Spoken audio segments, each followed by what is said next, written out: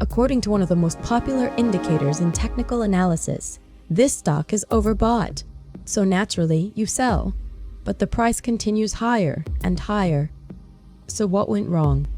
The problem may not be the RSI. The problem may be the way you interpreted it.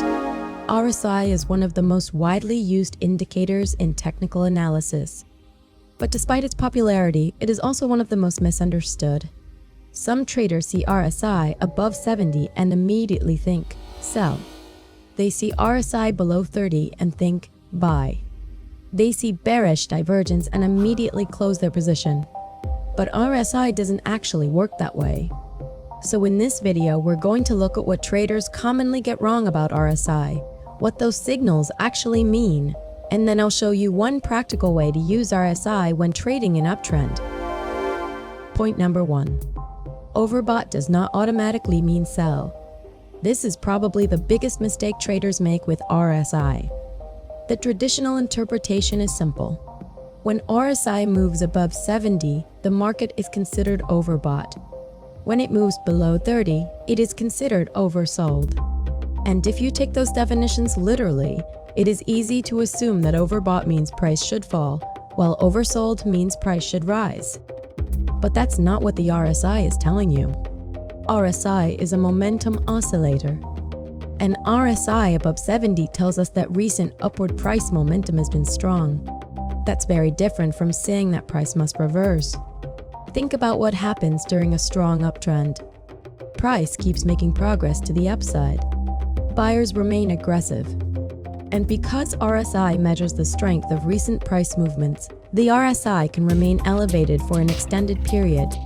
In other words, a stock can become overbought and then become even more overbought. So if you automatically sell every time RSI crosses 70, you could end up selling precisely when the trend is strongest. The same principle applies in the opposite direction. An RSI below 30 tells you that downward momentum has been strong. It does not guarantee that the stock has reached its bottom. It can become even more oversold. So remember this. Overbought does not mean expensive. Oversold does not mean cheap. They describe momentum, not valuation. Point number 2. Don't let RSI replace price analysis. One of the easiest ways to misuse an indicator is to stare at the indicator while ignoring the price. But RSI is derived from price in the first place. So the first question should not be, what is the RSI reading? The better question is, what is price actually doing? Is the stock trending upward? Is it trending downward? Is it moving sideways? Is price breaking out? Is the breakout holding? Is the stock making higher highs and higher lows?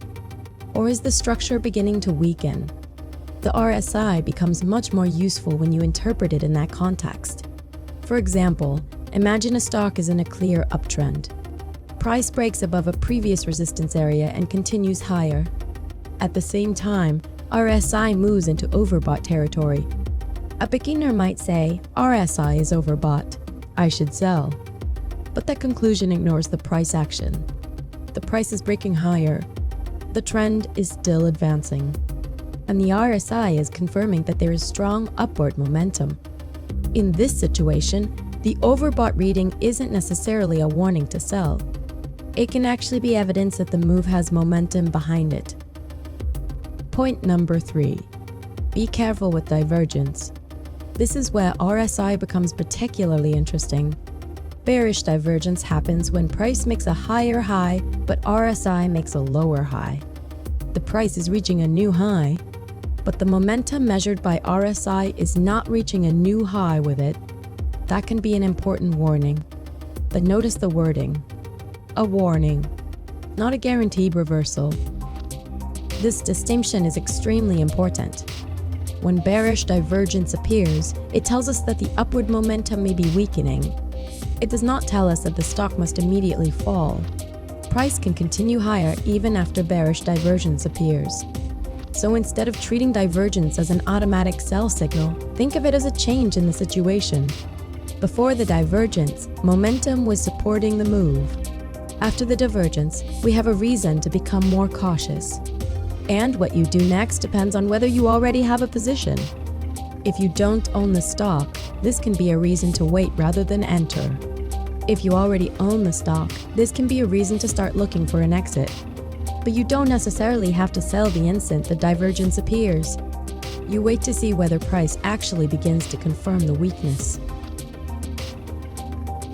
Point number 4. So how can we actually use RSI in a trade? Let's build one simple strategy. And this strategy is designed specifically for trading with an existing uptrend. We're not going to use RSI to trade every sideways range. We're not going to buy simply because RSI falls below 30. And we're not going to sell simply because RSI rises above 70. Instead, we're going to use RSI primarily as a tool for understanding momentum. First, identify an established uptrend. We want price to be demonstrating upward movement rather than moving randomly sideways. Next, look for a legitimate continuation opportunity. This could be a breakout or another price action setup that suggests the existing uptrend is continuing.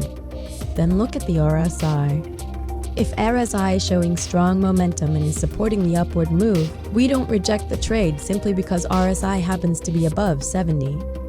Remember, overbought does not automatically mean reversal. If price is continuing to advance and momentum is supporting that move, the trend can continue. But now we watch for something different.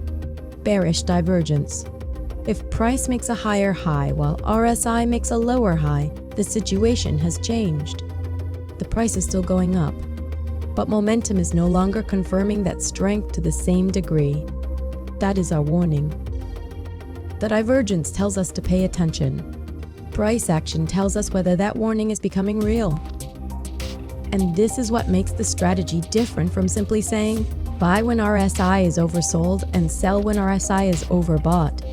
We're not trying to predict every reversal. We're trying to participate in a trend while momentum supports it, and become cautious when momentum begins to disagree with price. So let's put everything together. An RSI above 70 is not automatically a sell signal.